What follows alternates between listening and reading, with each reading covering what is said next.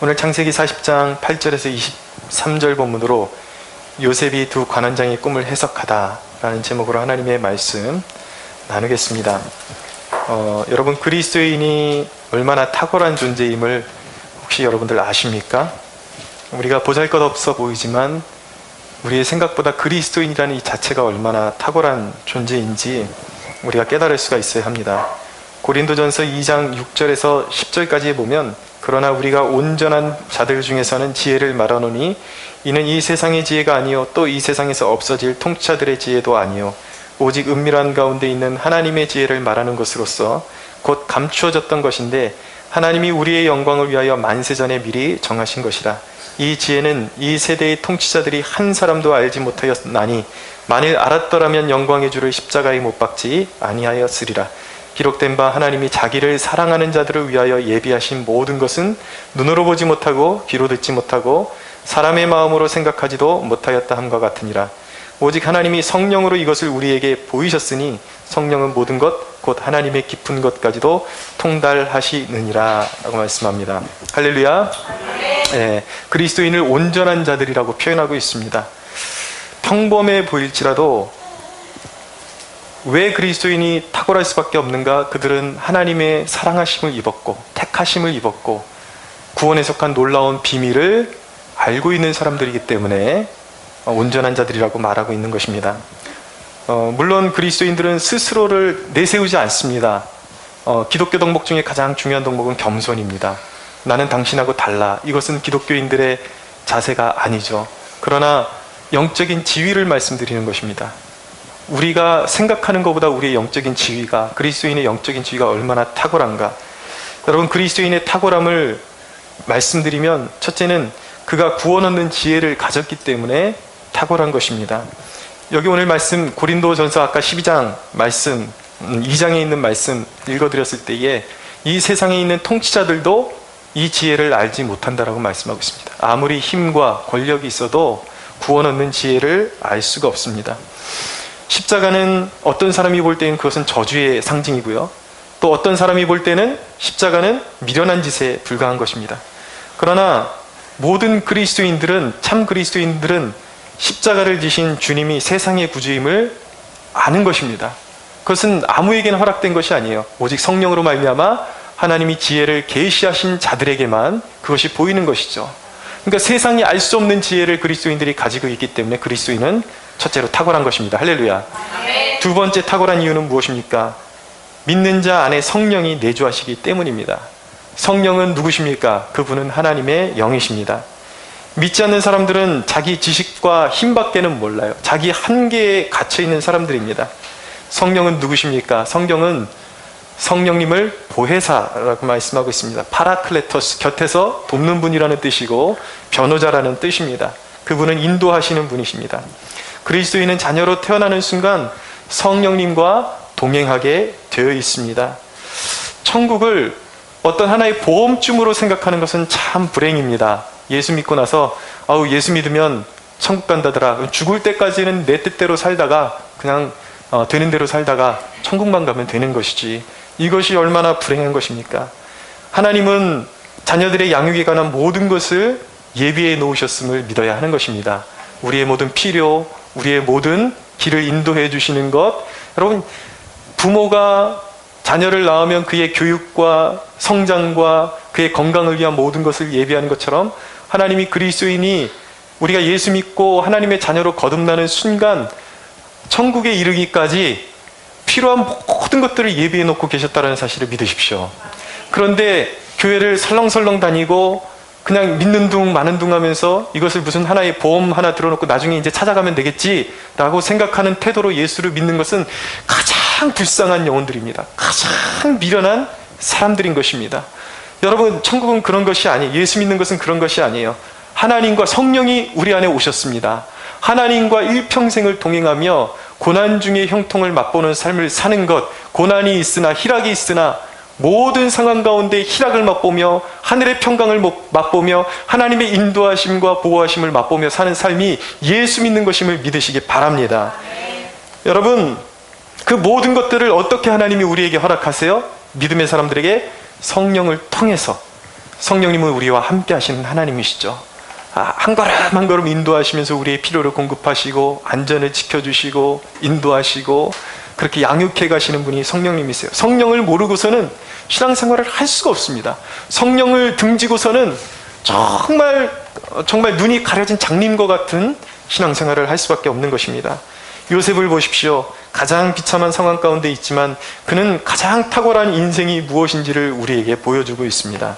그가 어떻게 이렇게 고난 중에서도 가장 고귀한 인생, 가장 탁월한 인생을 보여줄 수가 있었는가? 그는 옥중에 있었지만 그는 성령의 사람이었기 때문에 가장 인생의 탁월함을 맛보고 탁월한 인생의 모델을 보여줄 수가 있는 것입니다. 여러분, 성령님을 좀 더 구체적으로 말씀드리면 성령님은 첫째로 요셉의 영적인 탁월함의 근원이었습니다. 요셉의 탁월함은 양대 기둥과 같은 핵심 요소들을, 신앙의 요소들 모두 갖추고 있었다라는 거예요. 그에게는 거룩함이 있었습니다. 영적인 거룩함이 있었어요. 죄와 타협하지 않는 거룩함이 있었어요. 그리고 그에게는 신령한 은사가 있었습니다. 꿈을 해석해주는, 사람의 어떤 난제를 만난 인생의 그 문제를 듣고 해석해주고 길을 제시할 수 있는 은사가 있었습니다. 오늘날의 교회의 패단 중에 하나는 무엇이냐면 이 거룩함만을 강조하는 교회는 은사를 등한시합니다. 근데 은사를 또 절대적으로 추구하는 교회는 거룩함, 성화를 좀 등한시하는 경향이 있어요. 근데 성경은 분명히 말씀하시기를 온전한 그리스도인은 이 거룩함과 이 성화를 이루는, 하나님의 형상을 닮아가는 거룩함과 사역의 능력인 은사를 동시에 지니고 균형 잡힌 신앙인이 될 것을 요구하고 있는 것입니다. 요셉이 탁월한 이유는 무엇입니까? 그는 성령의 사람으로서 그 양쪽의 양대 기둥과 같은 성령의 열매들을 모두 소유하고 있었다라는 거예요. 거룩함과 은사를 동시에 그가 소유하고 있었습니다. 여러분, 은사는 무엇입니까? 은사는 성령의 역사로 주시는 하나님의 선물인 것입니다. 은사는 그리스도인을 탁월하게 하는, 그리고 신앙생활을 유익하게 하는 아주 좋은 것들입니다. 그래서 성경은 너희가 은사에 대해서 모르기를 원하지 아니한다 라고 말씀합니다. 은사를 적극적으로 알고 추구하고 활용하기를 원한다 라고 말씀하고 있습니다. 성경의 곳곳에 은사에 대한 장들이 몇 군데 나타나는 곳이 있지만 대표적으로 영적인 초자연적인 은사를 설명하는 장은 바로 고린도전서 12장입니다. 고린도전서 12장 7절에서 11절에 보면 각 사람에게 성령을 나타내심은 유익하게 하려 하심이라. 어떤 사람에게는 성령으로 말미암아 지혜의 말씀을, 어떤 사람에게는 같은 성령을 따라 지식의 말씀을, 다른 사람에게는 같은 성령으로 믿음을, 어떤 사람에게는 한 성령으로 병고치는 은사를, 어떤 사람에게는 능력 행함을, 어떤 사람에게는 예언함을, 어떤 사람에게는 영들 분별함을, 다른 사람에게는 각종 방언 말함을, 어떤 사람에게는 방언을 통역함을 주시나니 이 모든 일은 같은 성령을 한 성령이 행하사 그의 뜻대로 각 사람에게 나누어 주는 것이라 라고 말씀하고 있습니다. 사랑하는 여러분, 은사를 사모하는 여러분들 되시기를 바랍니다. 네, 방언도 사모하십시오. 특별히 어떤 방언을 받는데 어떤 자격이 있는 것이 아닙니다. 은사는 사모하는 영혼에게 하나님께서 주시는 것입니다. 영적인 은사들에서 굉장히 무분별하게 비판하려는 사람들이 있습니다. 하나님께서 우리에게 주시는 것들에게는 버릴 것이 아무것도 없는 것입니다. 우리가 영적인 은사들을 추구함으로 우리 더 영이 민감해지고 우리의 신앙생활이 더욱더 견고해지고 풍성해질 수 있다는 사실을 믿어야 하는 것입니다. 은사의 목적은 무엇입니까? 고린도전서 12장의 말씀에 보면은 은사의 목적은 유익하게 하는 것이다 라고 말씀하고 있습니다. 그것은 무슨 말씀입니까? 은사를 통해서 병든 자들을 치유하고 절망 가운데 있는 사람들에게 하나님의 뜻을 알게 해줘서 그들이 구원의 길로 안전하게 갈 수 있도록 사람을 세워주는 역할을 하는 것이 바로 은사의 목적이라는 것입니다. 근데 요셉이, 이 구약의 인물이 놀랍게도 이 거룩함과 은사에 있어서 균형을 맞춰서 놀랍게도 가장 완전한 형태의 신앙인의 모습을 갖추고 있었다라는 것입니다. 여러분, 요셉이라는 버려진 인물이 하나님이 믿는 자에게 원하시는 가장 균형 잡히고 이성적인 신앙을 가졌다라는 것은 우리에게 큰 도전을 주는 것입니다. 그것이 말씀하는 것은 무엇입니까? 신앙의 위인은 결코 소유나 어떤 환경이 좋은 곳에서 위인이 나타나는 것이 아니라는 것을 우리에게 보여주고 있는 것입니다. 그것은 환경의 문제가 아니라, 물질의 문제가 아니라 요셉이 평소 얼마나 하나님과의 깊은 교제를 이어갔는지를 우리에게 보여주고 있는 것입니다. 사랑하는 여러분, 진정한 신앙의 위인은 환경을 초월해서 나타난다는 것을 기억하시기 바랍니다. 우리 모두가 이 요셉과 같은 신령한 은사를 사모하고 영적인 거룩함과 은사에 있어서 균형이 잡혀서 하나님 앞에 영광이 되고 세상을 치유하는 복된 그리스도인들로 살아갈 수 있게 되기를 바랍니다. 구약시대의 이런 특별한 은사는 요셉과 같은 특별한 인물에게만 한정이 되어 있었습니다. 근데 신약시대를 살아가는 우리에게 이 은사에 대한 축복이 얼마나 우리에게 놀랍게 약속이 되어져 있는가. 요엘서 2장 28절에서 29절에 보면 그 후에 내가 내 영을 만민에게 부어주리니 너희 자녀들이 장래의 일을 말할 것이며 너희 늙은이는 꿈을 꾸며 너희 젊은이는 이상을 볼 것이며 그때에 내가 또 내 영을 남종과 여종에게 부어줄 것이라고 말씀하고 있습니다. 요엘 선지자를 통해서 하나님께서 만민에게 성령을 부어주는 그날이 올 것이다 라고 그렇게 약속을 하셨습니다. 근데 이 사건이 어떻게 성취가 되었습니까? 바로 신약시대의 사도행전 2장의 오순절에 성령께서 이 기독교 공동체 가운데 강림하심으로 말미암아 성취가 되었습니다. 마가의 다락방에 있던 120명의 문도들은 다 성령을 받고 방언을 말하기 시작했고 예언하기 시작했고 성령의 은사들을 나타내기 시작했고 성령의 능력으로 무장되게 되었습니다. 이 오순절 성령 강림 사건이 우리에게 주는 의미는 무엇이냐면 이제 오순절 성령 강림 사건 이후로 성령이 기독교 공동체 가운데 온 땅 가운데 부어졌다라는 거예요. 그래서 이제는 요셉과 같이 특별한 특정인에게만 성령이 부어지는 것이 아니라 오늘날 이제 예수 그리스도를 구주로 영접하는 모든 자들이 능력과 그 은사를 사모하고 구할 수 있게 되었다라는 것입니다. 누구든지 예수 믿는 자는 사모하고 구하고 하나님 앞에 구하면 이 신령한 은사들을 받을 수 있음을 믿으시기 바랍니다. 하나님께서 이미 예비하신 것들이에요. 믿는 자 안에 성령님은 이미 영원토록 내주하십니다. 그러나 제가 지금 말씀드리는 것은 무엇이냐면 내주하시는 성령에서 만족하지 말고 성령의 능력을 구하라는 것입니다. 능력 세례가 있습니다. 여러분 성령의 능력으로 세례를 받고 만민을 하나님께로 인도하는 거룩한 주의 종으로 쓰임받게 되기를 원합니다. 여러분, 하나님은 나와 여러분이 영적 성품과 은사를 모두 구비해서 영적으로 부족함이 없이 하나님 나라를 확장시켜 나가는 종이 되기를 원하십니다. 그러려면 여러분 어떻게 해야 되겠습니까? 어떻게 하면 우리가 이 성령의 능력으로 세례를 받고 성령의 능력으로 충만함을 지켜나갈 수가 있을까요? 그 길은 자명합니다. 아주 단순합니다. 바로 하나님의 말씀과 기도를 통해서 충분한 말씀 생활과 하루하루의 삶 가운데 하나님의 말씀에 녹아들고 젖어들고 충분한 기도 생활을 통해서 여러분 우리는 하나님께 구할 수 있는 것입니다. 하나님, 나를 신령한 사람으로 빚어주십시오.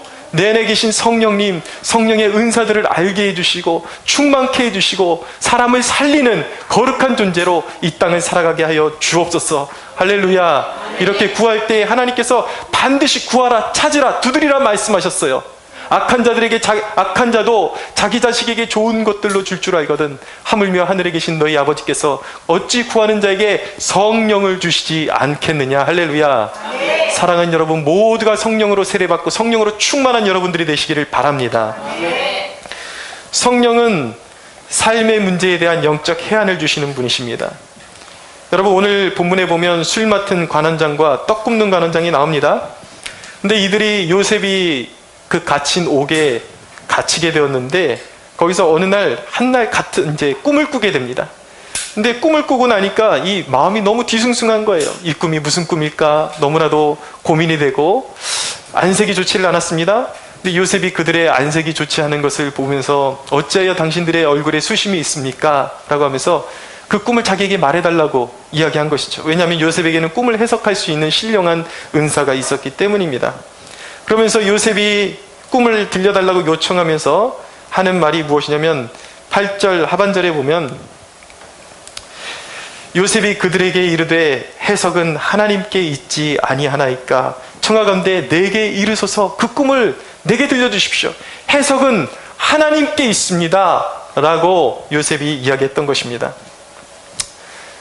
여러분, 요셉이 들은 꿈의 내용은 이런 것이었습니다. 술 맡은 관원장은 이런 꿈을 꾸었습니다. 꿈속에 포도나무를 보았는데 새 가지가 나 있었습니다. 근데 그 가지에 싹이 피고 꽃이 피고 그리고 포도가 아주 먹음직스럽게 탐스럽게 그렇게 익어 있었습니다. 그래서 이 술 맡은 관원장이 거기 포도를 가져다가 즙을 짜서 바로에게 가져다 바치는 꿈을 꾸게 되었습니다. 요셉이 그 꿈을 듣고 해석을 해줬는데 그 꿈은 바로 이런 해석이었어요. 이제 술 맡은 관원장의 그런 억울함이 이제 밝혀지고 이제 곧 이 관원장의 관직이 회복될 것을 이제 알려주는 꿈이라는 것을 요셉이 해석하고 해석해주고 그리고 알려주게 된 것입니다. 또 한 사람 떡 굽는 관원장이 있었습니다. 이 사람의 꿈의 내용은 무엇이었냐면 꿈속에 보니까 흰떡 3강줄이가 자기 머리 위에 올려져 있는데 이 제일 위에 있는 떡을 새들이 와서 쪼아먹고 이제 쪼아먹는 꿈을 꾸게 된 것입니다. 요셉이 듣고 보니까 이 꿈은 좋지 않은 꿈이에요. 이 꿈은 어떤 꿈인가? 앞으로 3일 안에 새 광줄이라는 것은 아까 술 맡은 관원장에도 새 가지가 나 있었다 그랬죠? 그것도 3일을 의미하는 것이었습니다. 그리고 이 떡 굽는 관원장도 새 광주리를 보았는데 그것도 3일을 의미하는 것이었습니다. 3일 안에 이제 당신이 죄인으로 낙인이 찍혀서 나무에 달려서 사형언도를 받고 당신의 이제 고기를 새들이 그렇게 뜯어먹을 것이다. 그렇게 이제 예언적인 해석을 요셉이 이제 들려주게 됩니다. 근데 그대로 3일이 지나서 그대로 요셉의 해석대로 이루어지는 역사가 일어납니다. 그러면서 술 맡은 관원장은 이제 관직이 복직되게 되고 떡 굽는 관원장은 이제 사형에 이제 처하게 되었습니다. 여러분, 성령님은 요셉에게 지혜를 주셔서 꿈을 해석하게 해주셨습니다. 여기에서 요셉의 사역을 통해서 그리스도인의 존재의 이유를 우리가 알게 되는 것입니다. 왜 저와 여러분이 존재하는 것입니까?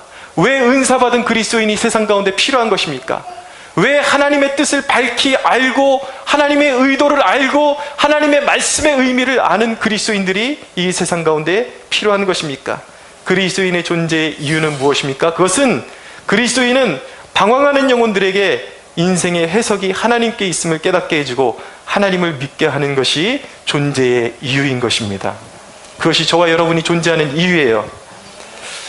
한 가지 우리가 알아야 할 것이 있습니다. 그것은 무엇이냐면 지금도 하나님은 꿈과 환상을 통해서 하나님의 뜻을 계시하시는 매개체로 사용하기도 하신다라는 것입니다.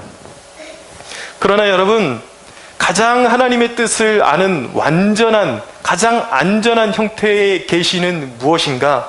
그것은 바로 성경인 것입니다. 성경이 가장 안전한 것입니다. 하나님의 말씀인 성경이 가장 안전하고 하나님이 인생들에게 하나님의 뜻을 계시하실 때 사용하시는 가장 완전한 매개체임을 믿으시기 바랍니다. 아멘. 할렐루야. 아멘. 네. 그래서 하나님은 성경을 통해서 사람의 생각과 길을 정확하게 진단하심을 알아야 하는 것입니다. 그러므로 모든 그리스도인은 말씀을 깊이 읽고 그리고 적용하는 훈련을 받아야만 하고 매일매일 그런 훈련을 익숙해질 수가 있어야 하는 것입니다. 여러분, 고린도전서 14장 24절에서 25절의 말씀 보면 이렇게 말씀합니다. 다 예언을 하면 믿지 아니하는 자들이 알지 못하는 자들이 다시 읽겠습니다. 다 예언을 하면 믿지 아니하는 자들이나 알지 못하는 자들이 들어와서 모든 사람에게 책망을 들으며 모든 사람에게 판단을 받고 그 마음의 숨은 일들이 드러나게 되므로 엎드려 하나님께 경배하며 하나님이 참으로 너희 가운데 계신다 전파하리라 라고 말씀하고 있어요. 여기서 말씀하는 예언은 무엇입니까? 바로 성경의 말씀을 옳게 해석하고 적용하는 것을 첫째로 의미하는 것이고, 또 하나는 무엇이냐면 이 하나님의 말씀을 토대로 해서 성령께서 신자의 마음 가운데 어떤 계시를 주시는 거예요. 어떤 영감을 어떤 영적인 통찰력을 주시는 것입니다. 그래서 어떤 특정한 사람에 대한, 공동체에 대한 하나님의 뜻이 무엇인지 그 마음의 어떤 감흥을 통해서 하나님께서 알게 해 주시는 것을 예언이라고 하는 것입니다. 그러나 그 예언의 특징도 무엇인가? 분명히 모든 예언도, 모든 은사는 하나님의 기록된 말씀이 성경 안에서 이루어질 때 그것은 올바른 것이다 라는 것입니다. 할렐루야. 모든 예언, 모든 은사는 하나님의 말씀으로 검증을 받아야 되는 것이죠. 그런데 모든 성도들이 하나님의 말씀을 깨닫고 적용시켜 줄 수 있는 수준이 되어야, 그런 지혜를 갖추고 있어야 인생의 어려움을 만나고 환난을 만난 사람들에게 길이 어디에 있는지, 그들의 어려움 가운데 그들의 인생의 문제를 해결해 줄 수 있는 분은 오직 하나님뿐이심을 나타내고 하나님의 영광을 드러낼 수 있는 도구로 쓰임받을 수 있게 된다는 것입니다. 여러분, 설교자가 말씀을 전하면 사람들이 찔림을 받습니다. 사람들이 가끔 그런 질문을 할 때가 있어요. 목사님이 내 이 특별한 상황을 어떻게 아시고 설교단에서 저렇게 말씀하시는 거죠? 말씀하시는 거지? 그런 질문을 할 때가 있습니다. 몰라요. 근데 제가 어떻게 합니까? 무슨 뒷조사를 했습니까? 어떻게 합니까? 그것이 바로 하나님의 역사하심인 것입니다. 성령이 바로 그런 역할을 하시는 것입니다. 하나님의 말씀을 올바로 깨닫고 적용하면 사람들의 마음에 있는 숨은 것이 드러날 수밖에 없어요. 그러니까 그 말씀을 올바로 적용해지면 사람들의 숨은 죄가 드러내고 찔림을 받고 회복의 길을 찾을 수밖에 없게 되는 것입니다. 그래서 성령님은 말씀을 통해서 골문 것은 짜내시고 싸매주시는 분이세요. 그러므로 여러분, 설교자뿐만 아니라 모든 그리스도인들은 하나님의 말씀에 붙들릴 수가 있어야 하는 것입니다. 말씀을 벗삼고 말씀을 적용하고 말씀을 이해해서 모든 상황 가운데 하나님의 뜻이 무엇인지를 간파할 수 있는 훈련이 되어져야 하는 것입니다. 그러므로 여러분, 모든 그리스도인들, 하나님의 말씀을 가진 모든 그리스도인은 세상의 치유자요, 소망 없는 세상은 진정한 회복의 길을 찾고 있다는 것을 깨달아야 하는 것입니다. 하나님께서 나와 여러분들에게 원하시는 것이 무엇입니까? 나와 여러분들이 성령의 동역자가 되어서 어두운 세상의 영적인 해안을 제시하는 자로 부름받았음을 믿으시기 바랍니다. 아멘. 그래서 저와 여러분들의 마음 가운데 말씀으로 충만해져야 돼요. 사도행전의 역사는 무엇이었습니까? 그 교회 안에, 공동체 안에 하나님의 말씀으로 충만하더라, 말씀이 흥왕하더라 라고 말씀하고 있는 거예요. 저와 여러분 안에 말씀이 충만하고 말씀이 흥왕할 때 교회에는 부흥이 시작되는 것입니다. 여러분, 자꾸 받은 은혜, 말씀을 통해서 받은 은혜를 나누는 습관을 들이십시오. 가끔 그런 경험을 할 때가 있습니다. 분명히 제 설교를 듣고 은혜 받았다라고 말씀해 주시는 분 가운데 자기의 삶 가운데 어떻게 그 말씀을 적용했는지 저한테 들려주시는 경우가 가끔 있어요. 그러면 저도 놀라는 것이, 제가 설교했음에도 불구하고 이 말씀이 이런 상황 가운데서도 적용될 수가 있다니, 그 은혜를 나누어주는, 제가 전한 말씀인데도 불구하고 은혜를 도로 나누어주는 그 과정 가운데 미처 설교자인 저 자신도 몰랐던 영적인 어떤 깊은 통찰을 이해하고 하나님에 대해서 더 깊이 깨닫고 하나님의 은혜에 대해서 눈뜨게 될 때가 있습니다. 그래서 여러분, 서로 받은 은혜를 자꾸 나누는 습관을 들이셔야 돼요. 할렐루야. 자꾸 내게 역사하신, 우리가 모일 때에 자꾸 주중에 나는 성경을 읽다 이런 은혜를 받았고 이런 일이 있었는데 이렇게 내가 이겨낼 수가 있었습니다. 또 이런 어려움이 있었는데 하나님이 내게 이런 은혜를 주셨습니다. 자꾸 이런 것들을 나누셔야 돼요. 나누다 보면 안 듣는 것 같은데 상대방이 다 듣습니다. 그리고 그것이 믿음은 들음에서 난다고 말씀하고 있어요. 그래서 서로 간에 하나님이 역사하신 말씀을 통해서 도전받은 것을 서로에게 나눠주고 자기의 삶 가운데 역사하신 하나님의 역사를 서로에게 나누어주면 그 마음이 부요해지고 그 듣는 가운데 믿음이 자라나는 역사가 일어나게 되는 것입니다. 그러므로 그 듣는 영혼으로 하여금 때로는 나는 왜 저렇게 살지 못했지? 그런 마음 가운데 찔림을 얻기도 하고 도전을 얻기도 하면서 그 영혼이 살아나고 하나님 앞에 더욱더 영광 올려드리는 삶으로 더욱더 가까워지게 되는 역사가 일어나게 되는 것입니다. 그러므로 여러분, 자꾸 나누는 훈련을 하십시오. 습관을 들이십시오. 그것이 하나님께도 영광이 되고 서로에게 유익이 되는 것입니다. 말씀을 나누고 서로 적용시켜주고 은혜를 나누고 간증을 나누는 것들이 우리의 신앙을 더욱더 풍성하게 해주고 그것이 서로를 세우고 사람을 세우는 길임을 믿으시기 바랍니다. 믿는 사람들 뿐만 아니라 밖에 있는 사람들에게도 마찬가지예요. 어려움을 당하는 사람들에게 다른 이야기 하지 마시고 그렇군요, 공감해 주면서, 그러나 저는 하나님을 믿는데 제가 말씀을 읽다 보니까 이런 말씀이 참 은혜가 되더군요.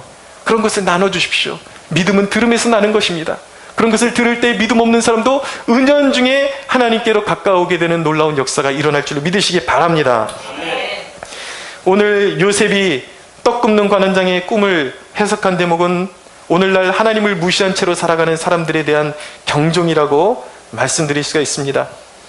이 떡 굽는 관원장은 술 맡은 관원장이 꿈을 꾸고서 요셉에게 해석해 주니까 요셉이 그것에 대한 좋은 해석을 해주니까 자기 자신도 풀려나고 관직이 회복되고 좋은 내일이 있을 것이다, 행복한 미래가 있을 것이다, 그렇게 김치국물을 마셨습니다.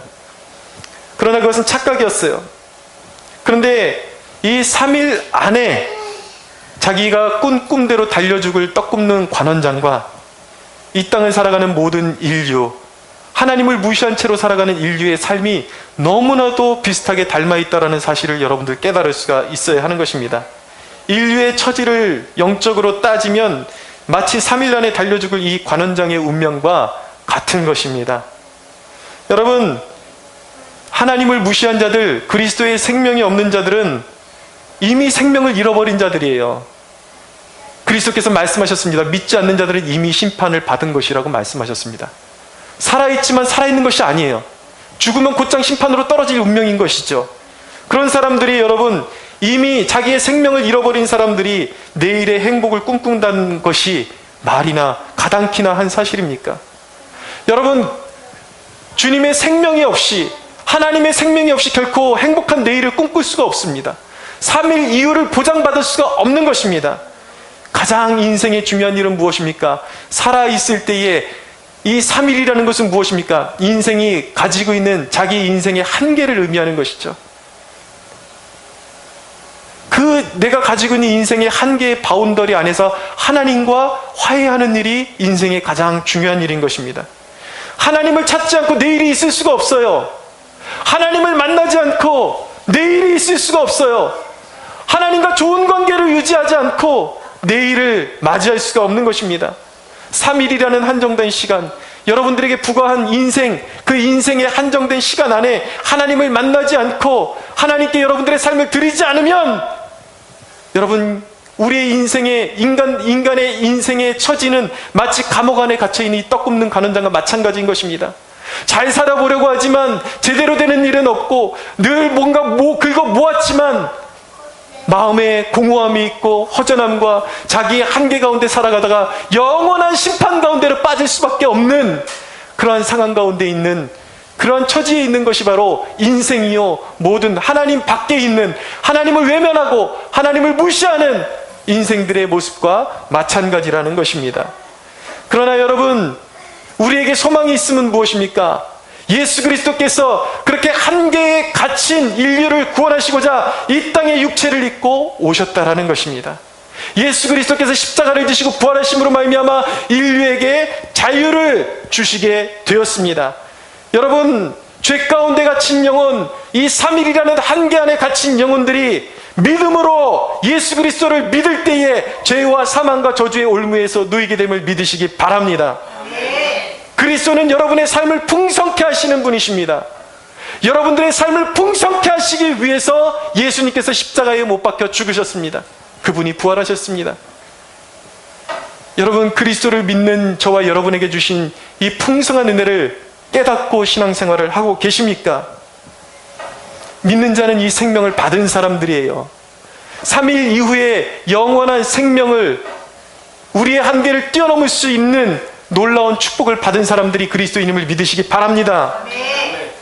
그런데 여러분, 불행하고 어리석게도 그분에게 삶을 빼앗길까 봐 두려워하는 사람들이 있습니다. 많은 사람들이 그런 모습으로 살아요. 하나님 앞에 시간을 빼앗기는 것은 아닐까? 돈을 빼앗기는 것은 아닐까? 하나님 앞에 드리는 것이 왜 그렇게 아깝게 느껴지는 거예요? 발발 떨고, 마치 많은 그리스도인들의 삶의 모습을 보면 철없는 아기와 같은 그런 모습을 보게 됩니다. 부모가 더 좋은 것을 주기 위해서 네 손에 있는 과자, 그거 먹고 싶어서 달라 그러겠습니까? 아이의 마음을 보고 싶은 것이죠. 그런데 그것을 주지 않고 뒤로 감춰놓고 꽁꽁 숨겨놓고 주지 않으려는 그러한 모습으로 살아가는 그리스도인들이 너무 많은 것이 안타까운 것입니다. 여러분, 아브라함에게 하나님께서 이삭을 달라고 요구하셨습니다. 아브라함이 가장 소중히 여기는 것을 달라고 말씀하셨습니다. 아브라함은 갈등이 없이 하나님 앞에 올려드렸습니다. 그때 하나님께서 취하신 행동이 무엇이었습니까? 이삭을 데려가셨습니까? 아닙니다. 이삭도 돌려주시고 그리고 하나님께서 다른 제물을 드릴 수 있도록 순양을 준비하고 계신 분이 하나님이셨습니다. 할렐루야. 하나님은 결코 자녀들을 손해보게 하시는 분이 아니에요. 하나님은 결코 자녀의 손에 있는 것들을 빼앗기 위해서 그것을 다오, 너의 인생을 나에게 다오, 너의 인생과 너의 시간과 너의 물질을 나에게 다오, 그렇게 말씀하시는 분이 아닌 것입니다. 많은 사람들이 오해를 해요. 개그맨 정선희 씨가 이런 간증을 하더라고요. 처음에 11조 헌금을 그 설교를 듣고 많이 교회에 대한 그런 부담과 안 좋은 마음이 있었다라는 거예요. 왜 11조를 강조할까?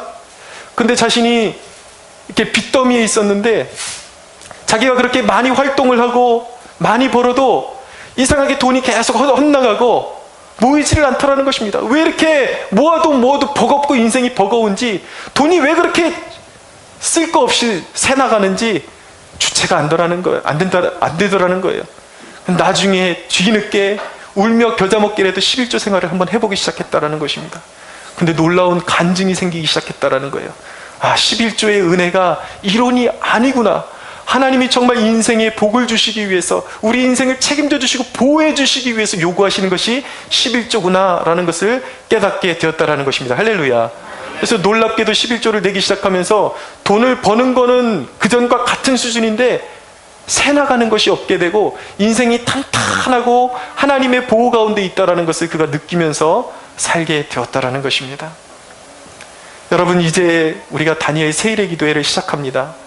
우리 교회는 큰 행사가 없습니다, 여러분. 그리고 제가 여러분들에게 헌금을 여러분들에게 요구할 때에, 말씀드릴 때에 교회의 절기를 다 지키면 성도들이 너무 많은 그런 그 물질적인 부담을 갖기 때문에 저희 교회는 필요 없는 절기는 다 생략했습니다. 오로지 부활절하고 추수감사절 두 가지 지키는 것이 우리가 지키는 전부예요.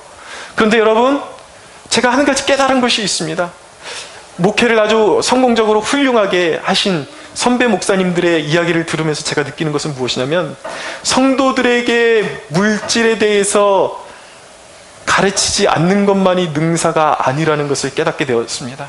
어떤 목사님의 간증은 그런 것이었어요. 이런 개척교회, 정말 우리 교회보다 더 비참한 그런 개척교회 지하에서 개척을 시작하셨는데 다 가난한 사람들만 모이더라는 거예요. 가난한 사람들이니까 그들을 아껴준다라는 마음으로 11조 그 설교를 아예 하지도 않고 물질에 대해서 강조를 하지도 않았더니 결국은 수년을 성도들이 신앙생활하는데도 불구하고 다 그대로 그냥 구질구질하게 가난하게 살아가는 사람들밖에 없더라는 것입니다. 교회는 늘 비참하고, 그런데 이래서는 안 되겠다 싶어서 이분이 깨달음이 있어서 성도들에게 11조를 가르치기 시작하고 물질의 원리에 대해서 가르치기 시작했다라는 거예요. 근데 놀랍게 그런 아주 그 빈민의 삶을 살아가던 성도들이 삶이 점점 피기 시작하면서 사업이 일어나고 성공하는 성도들이 생기기 시작하고 장사도 하나님이 돌봐주시는 성도들이 생각하면서 점점 성도들의 삶이 일어나더라는 것입니다. 그러면서 동시에 성도들이 충분한 물질로 하나님 앞에 보답하니까 교회도 같이 일어나고, 교회가 정말 힘써서 구제사역을 하고 교회답게 사역할 수 있는 길이 열리다라는 것입니다. 할렐루야. 사랑하는 여러분, 제가 드리고 싶은 말씀은 한 목사님의 고백이 그거예요. 물질에 대해서 가르쳐야 된다는 것이죠. 기도할 때에도 그냥 성도들을 위한다라는 그런 명목하에 그냥 기도해서는 안 되는 것입니다. 여러분, 이번 다니엘 세일의 기도할 때 가능하신 분들은, 강요는 아닙니다, 가능하신 분들은 매일이든지 며칠에 한 번이든지 감사의 예물을 하나님 앞에 올려드리면서 기도의 제목을 내놓으십시오. 그리고 하나님 앞에 소원을 올려드리십시오. 하나님께서 여러분들에게 풍성하게 응답하시는 역사가 일어날 줄로 믿습니다. 여러분, 주님은 베데스다 연못의 병자를 고치시고 말씀하셨어요. 보라, 네가 나았으니 더 심한 것이 생기지 않게 다시는 죄를 범하지 말라 말씀하셨습니다. 그런데 많은 이들이 방심하고 죄에 빠집니다. 조금 살만하면, 여러분, 구원이라는 것은 믿는 순간부터 이루어져 가는 거예요. 우리의 인생은 처음부터 끝까지 우리가 사는 날 동안에 치유받아가는 과정이에요. 그러면서 죽는 그 순간에 영화가 이루어지면서 완전한 구원이 이루어지는 것이죠. 우리의 모든 구원의 과정은 모든 순간순간마다 주님의 도우심이 필요한 것입니다. 그런데 여러분, 교회 조금 나와놓고 이제 몇 주, 몇 달 나와놓고 인생이 조금 숨통이 트이니까 또 주일 성수 빼먹고 또 기도에 빼먹고, 여러분 이것은 왜입니까? 이것은 앞을 내다보지 못하는 근시안적인 그러한 영안이 열리지 않았기 때문에 그런 행동을 반복하는 것입니다. 인생의 불행이 무엇입니까? 여러분 제 이야기를 잘 들으십시오. 우리 인생이 좀 숨통이 트일만 하면 사람들이 가장 먼저 내려놓는 것이 무엇인지 아십니까? 조금 돈 된다 그러면 주일 성수부터 내려놓고 기도부터 내려놓고, 여러분 이러니까 우리의 인생의 변화가 없는 것입니다. 그러나 여러분 무엇을 선택하든지 하나님을 중심에 놓고 선택할 수 있는 여러분들 되시기를 바랍니다. 하나님께 드리는 것들은 절대 손대지 마십시오. 하나님을 먼저 선택하고 하나님께 드려야 할 것을 마땅하게 먼저 드리면 나머지 삶들을 하나님께서 보호하시고 지켜주시는 은혜가 충만하게 임할 줄로 믿으시기 바랍니다. 여러분들이 가지고 있는 것은 다 3일이잖아요. 3일 안에 끝날 것들, 한계에 있는 것들이잖아요. 그런데 여러분 그것을 내가 움켜쥐려고 하지 말고 주님께 그것을 드리면 3일이 영원히 되는 역사가 일어날 줄로 믿으시기 바랍니다. 그렇기 때문에 그리스도인들은 타고난 사람들이에요. 왜냐하면 하나님이 보호하시고 성령이 보호하시기 때문인 것입니다. 할렐루야. 마지막 말씀 한 가지만 드리고 마치겠습니다. 요셉이 이렇게 꿈을 해석해주고 곧장 풀려날 것을 기대했어요. 14절 보세요. 당신이 잘 되시거든 나를 생각하고 내게 은혜를 베풀어서 내 사정을 바로에게 아뢰어 이 집에서 나를 건져주소서. 술 맡은 관원장이 이제 복직될 거니까 요셉의 풀려날 것이라는 꿈이 생겨났습니다. 그래서 나를 좀 기억해달라고 이야기한 것이죠. 근데 이 술 맡은 관원장이 해석대로 복직이 된 이후에 요셉을 기억했는가? 23절을 보십시오. 같이 한번 읽어보겠습니다. 시작. 술 맡은 관원장이 요셉을 기억하지 못하고 그를 잊었더라. 얼마나 야속한 말씀입니까? 그런데 여러분 감사한 것은 술 맡은 관원장은 요셉을 잊었지만 하나님은 요셉을 끝까지 기억하고 계신다는 사실을 기억하십시오. 왜 요셉이 아직도 감옥에 남아 있어야 되는가? 이 요셉의 기다림의 의미는 무엇인가? 두 가지로 말씀드릴게요. 한 가지는 하나님의 계획의 성취를 위한 것입니다. 아직 때가 좀 더 무르익어야 돼요. 하나님은 요셉이 생각한 것보다 더 좋은 계획을 가지고 계셨기 때문입니다. 두 번째로 요셉의 믿음을 온전케 하시기 위해서 요셉을 좀 더 기다리게 하신 것입니다. 여러분 하나님의 계획을 모를 때는, 하나님의 뜻을 모를 때는 계획이 빗나가면 분노가 일어납니다. 그런데 여러분 나중에 시간이 지나서 하나님의 뜻이 우리의 삶 가운데 성취되는 것을 볼 때에 비로소 우리는 하나님의 계획이 더욱더 훌륭한 계획이 하나님께는 있었고 하나님의 것이 더 좋은 것임을 깨닫게 되는 것입니다. 그러면서 우리는 그 기다림의 끝에 깊은 회개와 하나님의 오르심을 경험하고 인정하고 하나님을 높여드리게 되는 것이죠.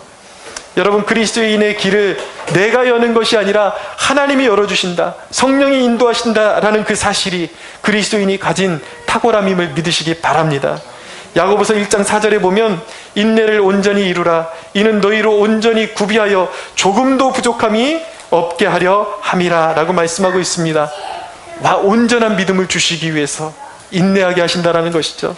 한 2년 전에 이 말씀을 우리 송구영신 예배 때 저희 어머니가 뽑으시고서 40년을 고난을 받았는데 얼마나 더 참으라고 그러시면서 이 말씀을 듣고 울상이 되셔가지고 근심의 표정을 짓는 것을 보았습니다. 그러면서 저도 속으로 하나님 너무하시네. 40년을 기다리고 인내했는데 또 기다리라고 말씀하시니 그 말씀을 듣는 입장에서는 얼마나 야속하게 느껴졌겠습니까? 그러나 여러분 하나님은 실수가 없으십니다. 할렐루야. 야고보서 5장 7절에서 11절은 이렇게 말씀합니다. 그러므로 형제들아 주께서 강림하시기까지 길이 참으라. 보라 농부가 땅에서 나는 귀한 열매를 바라고 길이 참아 이른 비와 늦은 비를 기다리나니 너희도 길이 참고 마음을 굳건하게 하라. 주의 강림이 가까우니라. 형제들아 서로 원망하지 말라. 그리하여야 심판을 면하리라. 보라 심판주가 문 밖에서 계시니라. 형제들아 주의 이름을 말한 선지자들을 고난과 오래 참음의 본으로 삼으라. 보라 인내하는 자를 우리가 복되다 하나니 너희가 욥의 인내를 들었고 주께서 주신 결말을 보았거니와 주의 가장 자비하시고 주는 가장 자비하시고 긍휼히 여기시는 이시라. 할렐루야. 여러분 요셉을 어떻게 욥을 하나님께서 어떻게 회복시켜 주셨는지 여러분들은 다 알고 계십니다. 우리의 고난은 헛되지 않을 것입니다. 기다림의 끝에 반드시 승리의 열매를 거두게 될 것을 믿으시기 바랍니다. 여러분은 그리스도 안에서 세상을 이길 담대함과 능력을 이미 받은 사람들이에요. 여러분, 이제 요셉의 때가 무르익었습니다. 비록 자신의 기대가 빗나갔지만 조금만 더 견디면 요셉을 하나님께서 옥에서 건져내실 것입니다. 이제 요셉이 고난의 때에 신실했기 때문에 하나님께서 요셉에게 놀라운 총리와 총리직과 놀라운 하나님의 영광으로 갚아주실 것입니다. 사랑하는 여러분, 저와 여러분도 요셉과 같은 그런 축복의 자리로 부름받았다는 사실을 꼭 기억하시기 바랍니다. 다가오는 새일에 모두 함께해서 우리 승리의 깃발을 올리고 기도의 응답으로 충만해서 서로에게 간증거리가 넘치는 축복이 있기를 주 예수의 이름으로 축원합니다. 우리 하나님께 영광의 박수 올려드리겠습니다.